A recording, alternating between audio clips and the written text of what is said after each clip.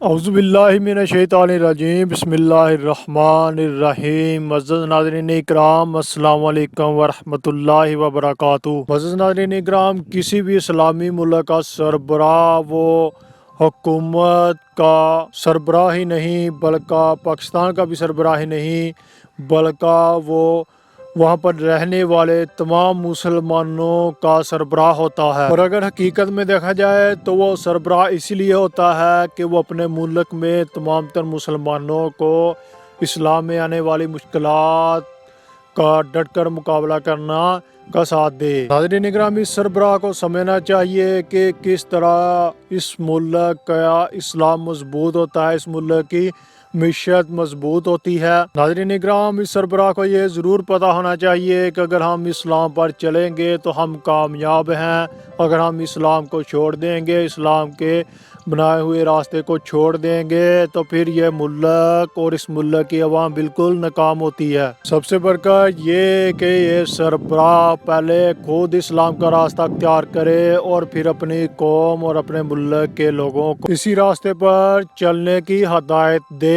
اور اگر یہ سربراہ خود ہی اسلام کے راستے پر نہیں چلے گا تو پھر اس کا اور اس کی قوم کا اسلام پر چلنے کا خواب ہی رہ جائے گا اور یہ ملک کبھی بھی ترقی نہیں کر سکے گا۔ جی ہاں ناظرین اکرام، ابھی کچھ دن پہلے ہی اسلام کی خاطر اللہ کی راہ میں نکلنے والے تبلیغی جماعت والوں پر پاکستان میں بہت زیادہ ظلم و ستم ہو رہا ہے۔ ان کو ڈنڈے مارے جا رہے ہیں، ان کو سیٹا جا رہا ہے اور ان کو بے عزت کیا جا رہا ہے۔ ناظرین اکرام، وہ کس لیے؟ وہ اس لیے کہ کرونا وائرس جو پاکستان میں آ چکا ہے وہ بدقسمتی سے اس وائرس کا شکار ہو چکے ہیں۔ ناظرین اکرام، جو کہ بہت چھوٹی سی بات ہے۔ ناظرین اکرام، جب کوئی اسلامی ملک اسلام کے راستے سے ہٹ جاتا ہے تو پھر وہ ترقی کی راہ پر گامزن نہیں ہو سکتا۔ اس کا پھر جو حال ہوتا ہے وہ ساری دنیا دیکھتی ہے اور اس سے عبرت حاصل کرتی ہے۔